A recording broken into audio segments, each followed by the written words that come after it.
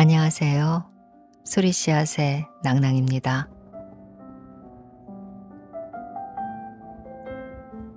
햇살이 참 따뜻한 5월이에요. 5월이 되면 유독 마음 한구석을 뭉클하게 만드는 이름이 있지요. 바로 어머니입니다. 오늘 여러분과 함께 나눌 작품은 김동인 작가의 가신 어머님입니다. 이 글은 1938년에 발표된 작품으로 작가의 자전적인 성격이 짙게 배어있는 소설입니다. 젊은 나이에 홀로 되어 평생을 자식들을 위해 헌신하신 어머니, 그리고 그 어머니의 마지막 병상을 지키며 뒤늦은 후회와 깨달음을 얻는 아들의 애끓는 심정이 아주 사실적이고 담담한 필치로 그려져 있습니다. 글 속의 주인공이 어머니에게 건네는 최초이자 최후의 효도를 지켜보며 저 역시 내내 가슴이 먹먹했는데요. 아마 이 시대를 살아가는 우리 모두가 깊이 공감할 수 있는 이야기가 아닐까 싶습니다. 오늘 이 시간만큼은 내 곁에 있는 혹은 마음속에 계신 어머니를 떠올려 보는 시간이 되셨으면 좋겠습니다.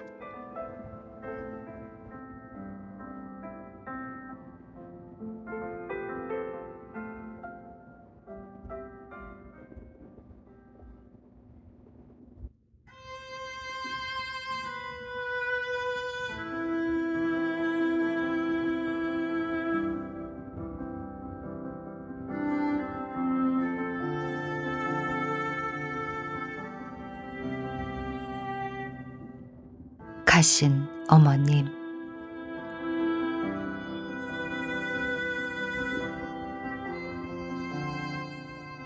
김동인.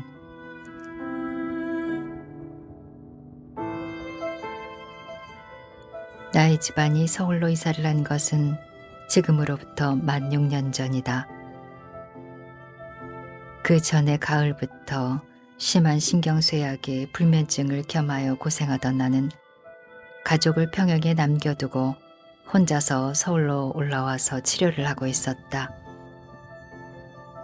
나의 가족이라는 것은 나의 아내와 아들 하나와 딸 둘, 아들과 큰딸은 전처의 소생이었다. 그 가족들을 평양에 남겨두었는데 그들 위에는 늙은 어머님이 계셨고 아직 시집가지 않은 누이 동생이 하나 있었다. 지금껏 평양에 있을 동안의 생활 방식이라는 것은 어머님의 약간의 토지에서 수입되는 나락과 미약한 나의 원고료 수입의 의지에 지탱해왔다. 그러던 것이 내가 서울로 올라와서 병치료를 하고 있게 되매 나의 원고료 수입이 치료비에도 도리어 부족이 될 형편이라 일이 딱하게 되었다. 생각하고 생각한 끝에 맏형을 찾아갔다.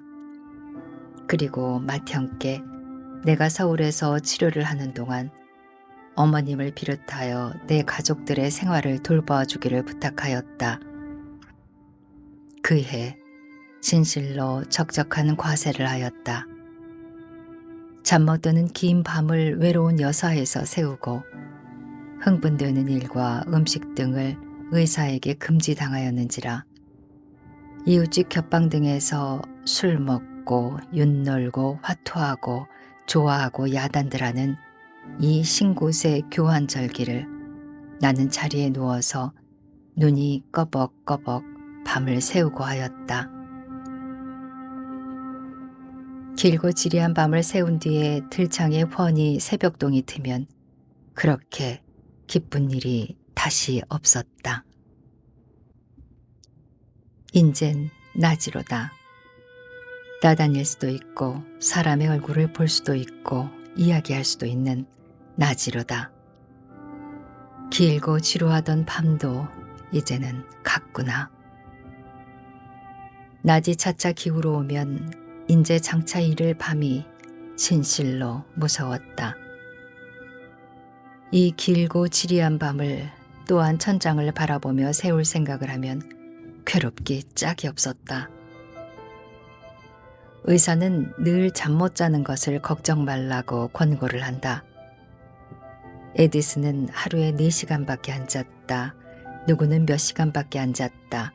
고금에 온갖 예를 들어가면서 잠이라는 것은 한낱 습관에 지나지 못하지 자지 않을지라도 괜찮다는 설명을 가해 안심을 주려 한다.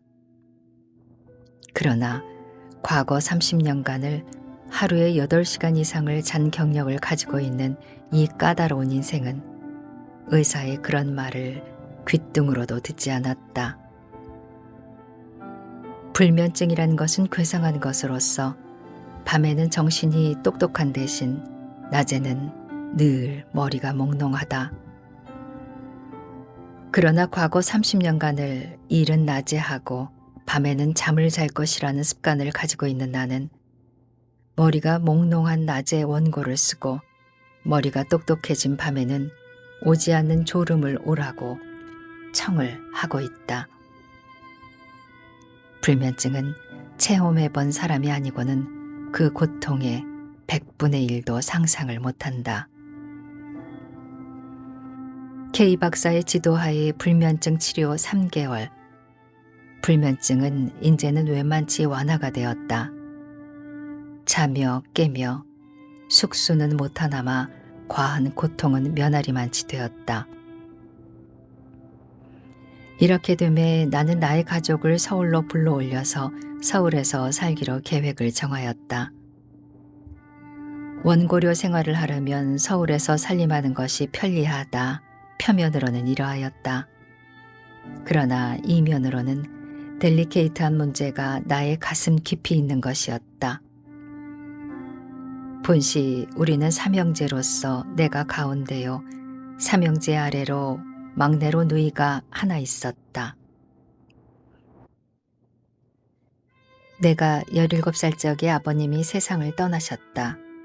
삼형제에게는 각각 적당히 분주해 주셨다. 그러나 누이의 몫은 없었다. 맏형은 장발하였는지라 따로이 살고 나와 나의 동생과 누이를 어머님이 거느리고 사셨다. 그러는 동안 어머님이 재산을 관할하시며 재산 수입에서 생활비에 충당하고 남는 것으로 약간의 토지를 마련하였다.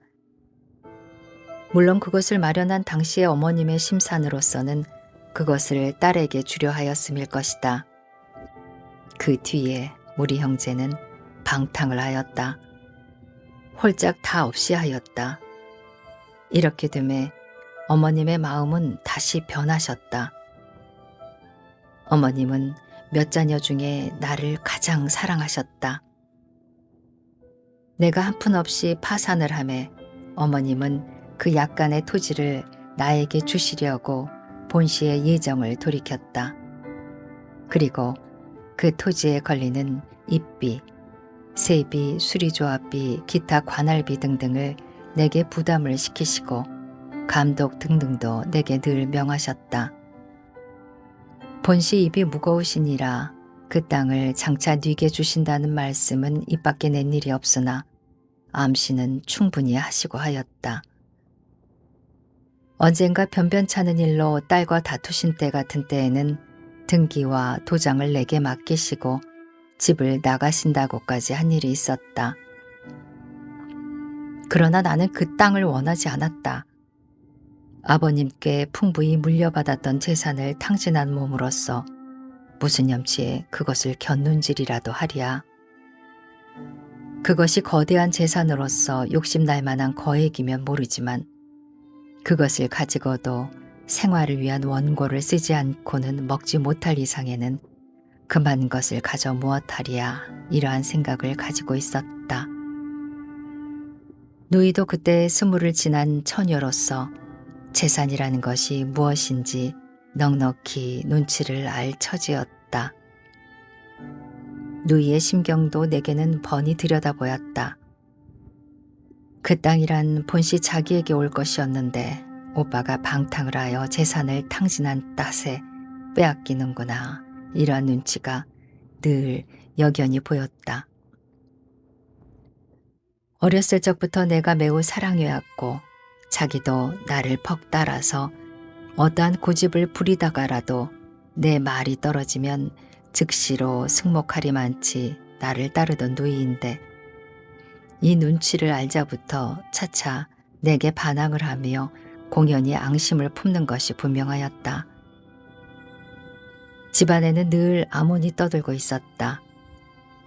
어머님이 단 한 번이라도 정면으로 그 땅은 장차 너 가져라 하시면 나는 단박에 거절해 이 암운도 흩어지겠지만 말씀 안 내는 일을 먼저 내가 거절한다면 도리어 그 반대편으로 보이기가 쉬운 일이라 먼저 거절할 수도 없고 하여 단지 이 집안에 떠도는 암운에 홀로 혀를 차고 있었다. 그러다가 이번 기회에 내 처자만 서울로 이사를 하게 하여 자연 간단히 내 뜻을 나타내기로 한 것이었다.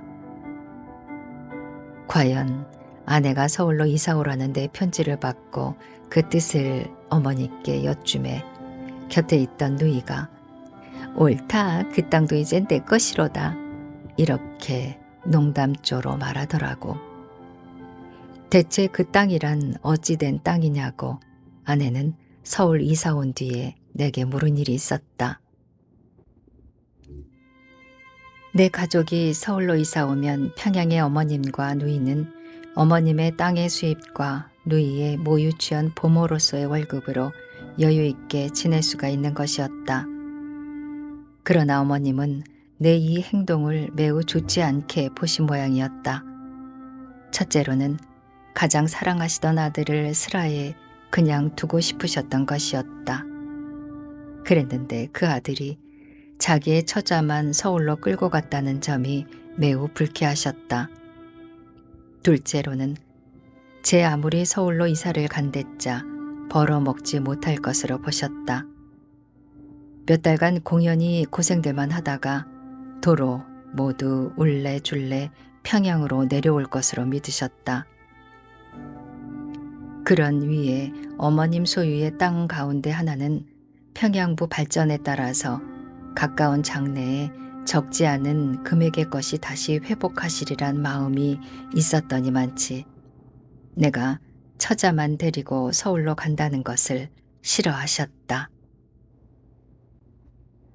어차피 서울 가서 자리를 못 잡고 도로 내려오리라고 굳게 믿으셨더니만치 이삿짐이 진실로 박하였다.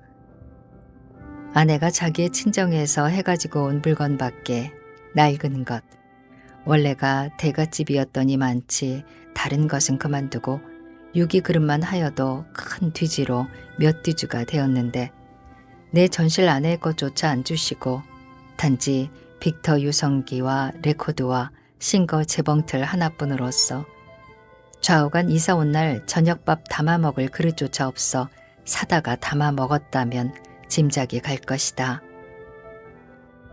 그러나 내 계획이란 어머님의 예상하신 바와 딴판이었다. 좌우간 무턱하고 집을 한 채 월부로 사기로 하였다. 집도 그만하면 정 부끄러운 집도 아니었다.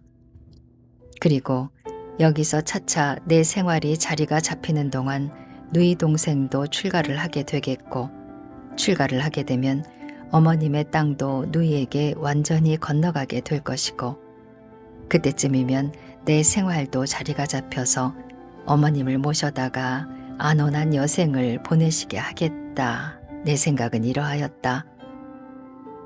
사실 나는 어머님과 마주 앉을 적마다 죄송하였다. 부귀를 겸전한 가운데서 나셔서 잘하셔서 청년, 중년 다 부귀 중에 지내신 어머님을 나의 과도한 방탕 때문에 늙마에 고생하시게 하는 것이 늘 죄송하였다. 언제 어서 생활의 안정을 얻어서 어머님을 다시 평안히 지내시게 할까. 얼마 남은 수도 그리 많지 못하실 어머님.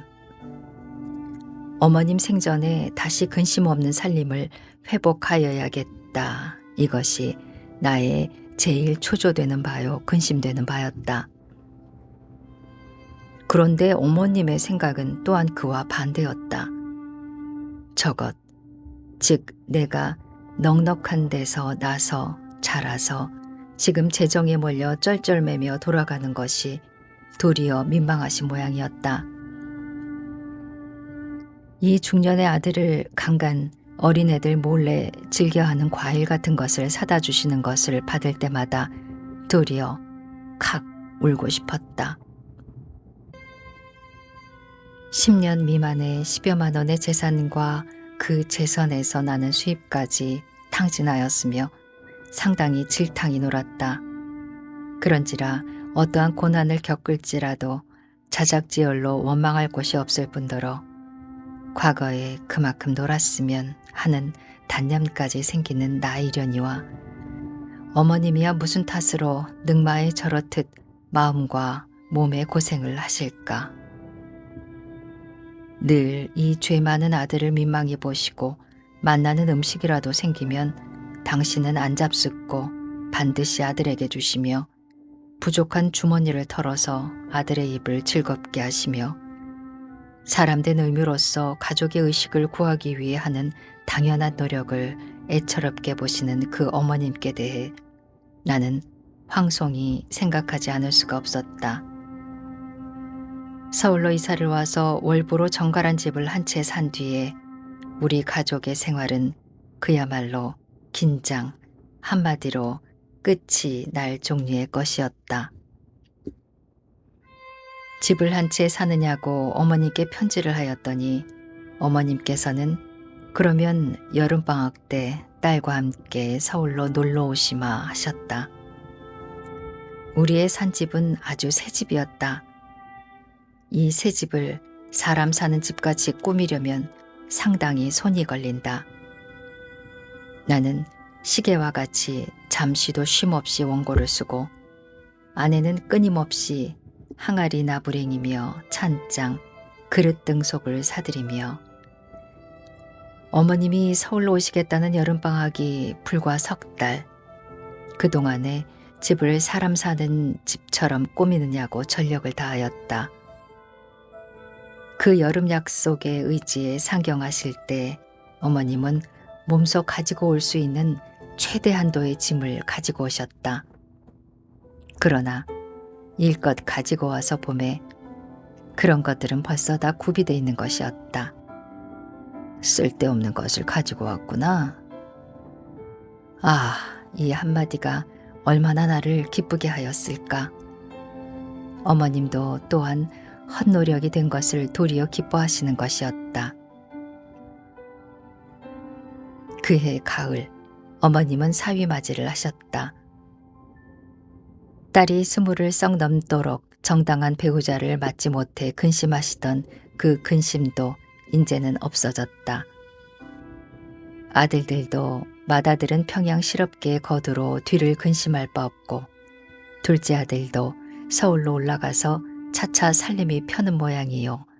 셋째 아들도 생활은 이렁저렁 해나가는 모양이요. 단 한 가지 남았던 딸의 처치도 되었음에 전혀 전전해 등에 비하면 노후도 펴나가는 모양이었다.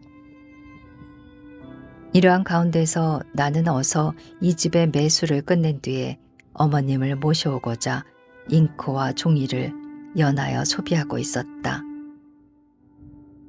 서울 이사 온 지 3년째 되는 봄이었다. 그 봄 나는 조선 원고료 생활자에게는 좀 거액이라 할 만한 600원이라는 돈을 횡액으로 잃어버렸다. 집값의 최후 잔액을 치르려던 돈이었다. 그것을 잃었는지라 다시 반년간 더 지내지 않으면 집값을 완제할 수가 없게 되었다. 그와 전후에 평양 누이가 맏아들을 낳았다는 회보, 또 그와 전후에 놀라운 소식이 뛰어들었다. 어머님이 중풍으로 위험하다는 것이었다. 그러나 이 소식이 전보가 아니라 편지로 온 것을 보매 위급하지는 않은 모양이었다. 그때 마침 쓰던 원고가 있어서 양일간 더 써야 끝이 나겠으므로 그것을 빨리 마감하고 내려가 보려 했는데 뒤이어 염려 없이 되었다는 기별과 의사의 말이 춘추 칠순에 가까운 분으로 그런 위험한 병에서 이렇듯 속히 회복되는 것은 희귀한 일이라 하더라는 말까지 있었다. 그래서 어머님의 병환에는 푹 안심하고 있었는데 얼마 지나지 않아서 중풍 재발이라는 통지가 역시 전보가 아니오 편지로 왔다. 뒤에 상세한 전말을 알아보니 이러하였다. 누이는 그때 해산 직후의 산모라 신경이 앵간히 날카롭게 된 사람이었다. 그런 터라 어떤 날 식모가 좀 마음에 거슬리는 일을 하였다고 당장에 내쫓았다. 내쫓았으면 즉시로 대신을 구하여 드렸어야 할 것인데 경양을 물러나고 문제거리인 식모난 때문에 미리 식모를 구하지 못하였다. 어머님이 부엌에 나서지 않을 수가 없게 되었다. 40년, 50년 전 며느리 시절에 부엌에 나서 보신 분, 부엌에 서투르신 어머님이었다. 게다가 중풍에 넘어지셨다가 겨우 지금은 지팡이 짚고 변소 출입이나 하게 된 병인이었다. 그 위에 산모에게는 하루에 7, 8회를 국을 끓여주어야 할 것이었다. 아궁이 앞에서 풀을 떼놓으라면 자꾸 아궁이로 끌려 들어가는 것 같구나. 이것이 뒷날 어머님의 회상담이었다. 나무단을 부엌에 끌어들이고 대문 안에 있어서 부엌에서 꽤 먼 수도에서 물을 길어들이고 하루에 7, 8회를 부엌에 나서야 하니 칠순 노체에 병환이 없을지라도 견디지 못할 것이었다. 병환 재발된 것이 당연한 일이었다. 그러나 어머님의 체력은 경탄을 지나쳐서 경악할 만하였다. 중풍이란 대체 초발에도 난병이거니와 재발이면 생명을 보장할 수 없고 어떻게 생명이 유지된다 할지라도 전신불수, 적어도 반신불수는 될 것이었다. 그러나 어머님의 경악할 만한 체력은 그 모든 과정을 모두 건너뛰어 일삭짐 뒤에는 다시 약간의 부축만 있으면 변소 출입은 가능하도록 되었다. 잘 요양만 하시면 이 병원에서는 온전히 벗어나서 천수를 다할 수 있다고 의사도 드디어 항복을 하였다. 그러나 성격이나 언행이나 온갖 방면이 돌변하였다. 여장부라 하여도 좋을 만치 강한 성격의 소유자이시던 어머님이 심약한 분으로 변하셨다. 식모에게 물 한 그릇 떠오라는 일이 있어도 명하지를 못하고 탄원하는 형식으로 하신다. 그리고 온갖 일에 나무람이 많고 눈물을 자주 흘리시고 음식을 잡수는 데에도 귀찮으면 수저 다 내버리고 그냥 손으로 집어 잡수는 등 전혀 다른 분같이 되었다. 금년에는 서울을 못 오시겠구나. 금년 여름에 집에 오시기로 되어 있더니만치 매우 섭섭하였다.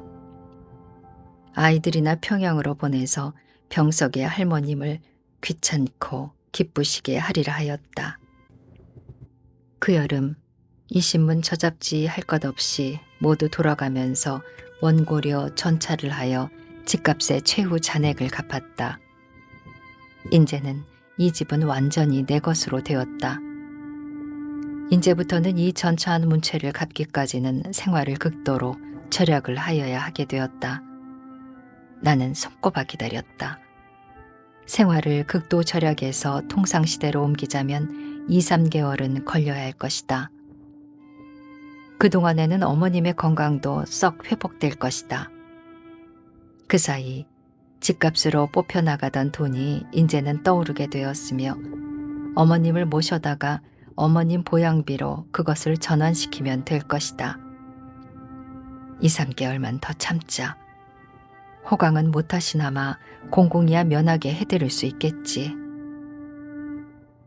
그 어떤 날 평양 누이에게서 편지가 왔다.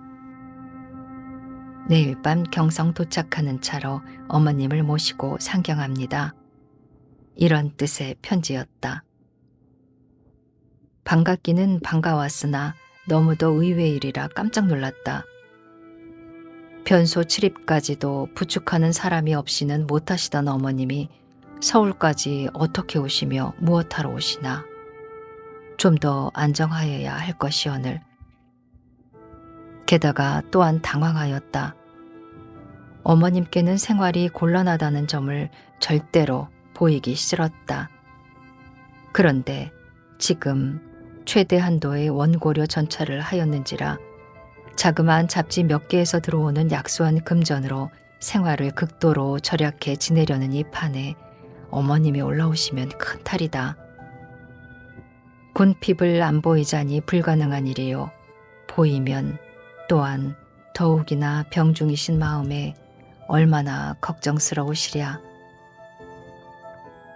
그 저녁 정거장에서 어머님을 뵈니 펑펑 눈물만 쏟아지려 하였다. 재작년 상경 때에는 그렇게 원기 좋게 기차에서 내리시던 어머님이 이번은 다른 사람 다 내리기를 기다려서 마지막에야 그것도 우리 부처와 누이의 부처 4사람의 부축을 받으시고야 내리셨다. 택시에 오르기까지 시간이 30여 분이 걸렸다. 상경하신 이유는 간단하고 평범하였다. 나의 매부되는 사람의 본집은 전라남도 완도였다. 취처 이래 아들까지 낳은 아직껏 본집에 가본 일이 없었다. 유치원 방학을 이용해 처음으로 아들과 며느리가 시부모를 뵈러 가는 길이었다. 어머님을 빈집에 혼자 둘 수가 없어서 서울까지 모시고 온 것이었다. 내외는 이튿날 저녁 완도로 향해 떠났다. 딸과 사위가 완도를 다녀올 동안에 약 일주일간 어머님은 장눈물이었다. 그의 어린 손주들이 무슨 심부름으로 밖에 나갈지라도 애처로워 눈물이었다. 내가 무슨 볼 일이 있어서 종로 방면으로 가서 서너 시간만 걸려도 눈물이었다. 또한 성격이 놀랍게도 변하셨다. 참외, 수박 같은 것을 사다 드리면 당신이 값을 내시겠다 한다. 경제에 좀 몰리는 관계상 진지상 같은데 반찬이 어머니께는 좀 후하고 애들에게는 좀 박하면 또한 눈물이었다. 뜰 아랫방은 쓰지 않던 방이고 아이들이 거처하는 건넌방에는 빈대가 많고 하여 큰 방을 비워드리고 우리는 대청에서 잤더니 밤새도록 당신이 대청으로 나갈 터이니 우리들을 들어오라고 하시다 못해 이튿날은 저녁이 끝나자마자 그 부자유한 몸으로 당신 이부자리를 어느 틈에 내다가 대청에 펴놓으신다. 변소에라도 가실 적에 부축해드리려면 미안해하는 기색이 분명하였다. 그 어느 날 갑자기 당신 주머니에서 돈 5원을 꺼내주시며 한약으로 지금 당신 병원에 맞는 약을 지어다 달라신다. 이것이 과연 나의 실책이었다. 평양에서 올라오실 때에도 아무 약도 없기에 이 병원은 그저 안정일로 밖에는 없나 보다쯤으로 여겨두었던 것이었다. 병환 중에 계신 어머님께 약 채근을 받는다는 것은 자식된 도리의 희한한 일일 것이다. 나는 어머님이 내신 5원을 도로 드리고 한방의사를 알만한 친구들을 찾아다니며 수소문해 박모 씨를 알아내 톡톡히 비싼 약을 지어왔다. 그 약을 잡수어 보았지만 어지럼증만 더하지 차도가 없다고 하시면서도 다려드리는 것이라 잡숫기는 잡수었으나 평양 내려가서는 다시 안 잡수신 모양이었다. 이 병, 저 병 겹치는 중에 또 조그마한 부스럼 하나가 목 뒤에 생겼다. 가렵다고 긁으시더니 그것이 저녁에는 벌겋게 되었다. 그래서 고약을 붙여드렸으나 가렵다고 연방 떼버리고 그냥 긁으시는 바람에 이튿날은 더 범위가 넓어지며 뜬뜬하게 되었다. 그러나 고약만 잘 붙이면 도로 삭을 종류의 것이라 이튿날은 나의 아들을 할머니 뒤에 지키게 하여 떼버리면 다시 붙여드리고 떼버리면 또다시 붙여드리고 이러한 역할을 하게 하였다. 부스럼이 난 지 사흘 만에 완도 갔던 내외가 왔다. 와서 그 밤을 우리 집에서 지내고 이튿날은 어머님을 모시고 평양으로 내려갔다. 일행이 평양으로 내려간 뒤에 나도 무슨 볼 일이 있어서 3, 4일간 어디 갔었다. 돌아와 봄에 아직 이른 새벽임에도 불구하고 대문이 열려 있고 집안에는 아이들만이 있고 아내는 나를 찾으러 어젯밤 나갔다가 밤 깊어 돌아오고 방금 또 나갔다는 것이었다. 그리고 나 없는 동안에 평양에서 편지 한 장과 전보 2장이 와 있었다. 먼저 전보부터 보았다. 첫 전보는 그저께 친 것으로 어머님을 대수술을 하니 즉시 오라는 것이요. 둘째 전보는 어제 친 것으로 왜 안 오느냐 위독하다는 것이었다. 편지는 평양 내려와서 목 뒤에 종철을 수술하셨다는데 수술한 자리가 성가시다고 붕대를 풀고 심지를 뽑고 하여 잘못하다가는 큰 탈이 생길 듯 싶다는 뜻이었다. 정신이 아득하였다. 어찌할 바를 몰랐다. 무슨 일을 어떻게 하여야 할지 순서를 따질 수가 없었다. 기차 시간표를 보니 7시 반에 떠나는 북행이 있었다. 기차는 있기는 하고 아직 5시 반에 지나지 못하니 시간은 넉넉하다. 주머니에는 꼭 기차 삭분, 점심 사 먹을 돈도 없었다. 좌우간 정거장으로 나간다고 아이들한테 말해두고 포스 클로랄이라는 강렬한 최면제 한 병을 갖고 그 다름으로 정거장으로 나갔다. 먼저 정거장에 나간다 한들 기차가 먼저 가줄 리 없건만. 마치 우리 아내 사자와 같이 정거장에서도 잠시를 앉지를 못하였다. 다른 때 기차를 탈 때에는 생각해보지도 않던 일. 지금 이 정거장 안에서 기차를 타려고 기다리는 무리 중에 친척의 위독 혹은 사망 전보를 받고 황황히 달려가려니 태반이 그런 사람이 아닐까. 기차 안에서는 강렬한 최면제를 먹고 차장에게 평양에서 깨워주기를 부탁하고 내내 자면서 갔다. 깨면 마음이 지향할 바를 몰라서. 평양에서 내려서 병원으로 달려가 보매 아직 떠나지 않았다. 후두부의 가죽을 죄에 뜯어내고 지금 저 붕대 아래는 두개골이 노출되어 있다 한다. 머리와 목 전체를 붕대로 싼 거대한 육체가 답답한 듯이 한 초도 쉬지 않고 오른편으로 왼편으로 몸을 뒤채는 것이었다. 저렇듯 뒤채는 것이 되려 피곤하시지 않을까? 그러나 피곤을 모르시는 모양이었다. 잠든 때 이외에는 저렇듯 몸을 한 초도 쉬지 않고 이쪽으로 저쪽으로 뒤채신다 한다. 침대에서 떨어지기를 방지하기 위해 침대 한쪽은 담벽에 붙여놓고 이쪽으로는 침대에 하나를 더 놓았다. 나는 내가 온 곳을 알리기 위해 어머님의 눈이 향하기 가장 편한 곳에 가 서서 어머님을 찾았다. 어머님은 나를 보셨다. 그러나 그곳은 마치 맞은편에 무엇이 보이니 그냥 눈을 그리로 붓고 있는 따름이었다. 표정에 아무 움직임도 없었다. 그로부터 10여일, 나는 죽음과 고토하시는 어머님을 지켰다. 불면증이라는 특수한 신체 조직을 가지고 있는 나는 병인을 지키기에는 가장 적당한 사람이었다. 한 번은 며칠째 되는 날인지 하도 보기에 민망하였던지 누이가 자기 남편과 한밤을 지킬 터이니 집에 가서 하루 편히 자라고 한다. 그래서 밤들어 누이의 집에 가서 한밤을 자고 이튿날 새벽에 병원으로 가서 누이 내외를 돌려보냈더니 내가 평양으로 내려온 지 여러 날 만에 처음으로 듣는 어머님의 의사 표시가 있었다.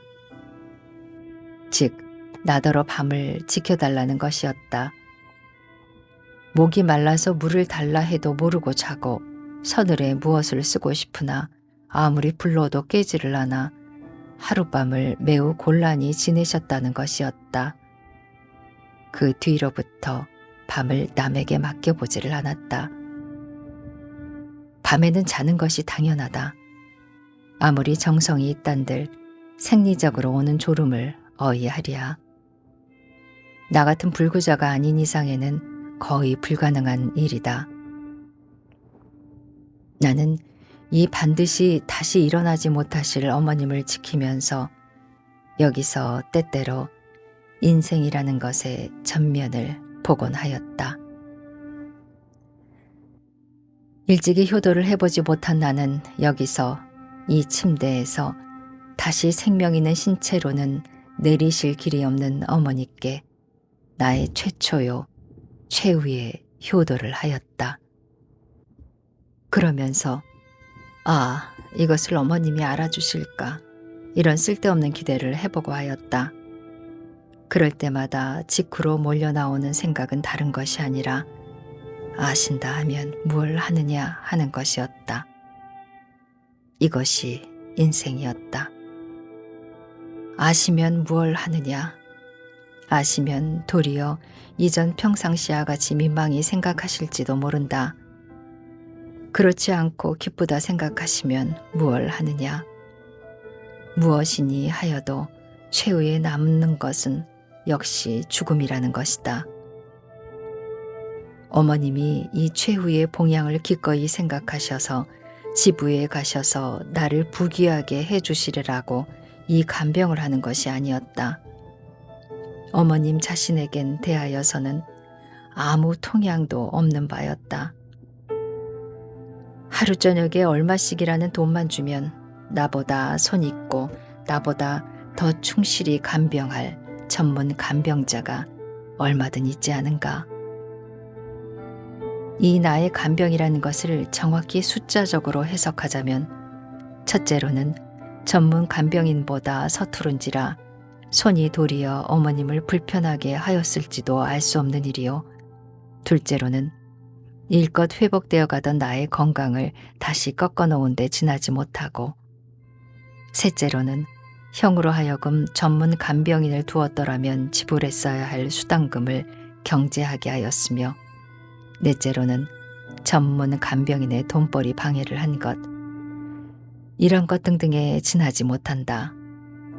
다만 내 마음이 행하고 싶은 일을 행할 따름이로써 어머님이 청한 바도 아니요 희망한 바도 아니었다.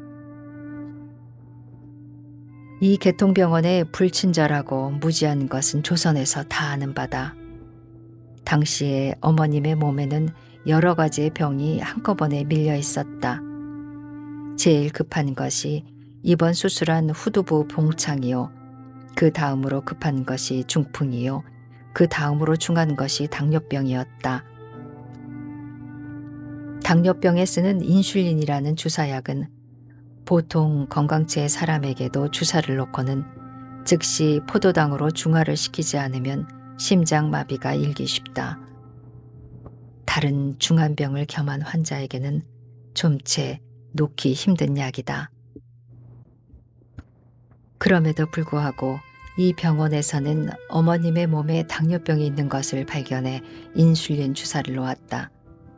그러나 어머님의 놀라운 체력은 이 제1회의 인슐린까지 이겨서 일단 사선을 넘어섰다가 다시 소생하셨다. 그리고 이튿날 내가 엄중히 감시하고 있었는데도 불구하고 또 인슐린 주사를 놓았다. 그리고 숟가락으로 입에 따라 넣어드리는 포도당에게 마지막 숟갈을 채 못 삼키시고 마지막 숨을 쉬셨다. 한때는 이 무지한 치료 방식에 대해 친척들 사이에 말썽도 많았으나 그것 역시 지나고 보면 우스운 일이었다. 혹은 그 때문에 2, 3일간 더 생명이 단축이 되셨는지는 모른다. 그러나 만약 어머님이 2, 3일간 더 살아계셨다 하면 무엇할까? 2, 3일간 더 사셨다면 2, 3일간 더 고통을 겪으실 뿐이었다. 양미간을 늘 커다랗게 찌푸리고 계시던 어머님에게 최후의 호흡과 함께 그 주름살이 없어졌다. 어머님이 고통을 호소할 때마다 나는 당직 의사를 불러서 모르핀 주사를 놓게 하였다. 모르핀 주사가 혹은 몸에 해로울지는 모르나 어차피 이 침상에서 다시 산 사람으로 내리시지 못할 이상에는 단 몇 시간이라도 고통을 모르고 지내시면 그 이상 더한 일이 어디 있으랴. 어머님 떠나신 지 만 3년 반. 지금은 아마 뼈밖에는 남아있는 것이 없겠지. 그때 수일간 더 살아계셨거나 말았거나 오늘에는 그것은 문제거리도 되지 않는다.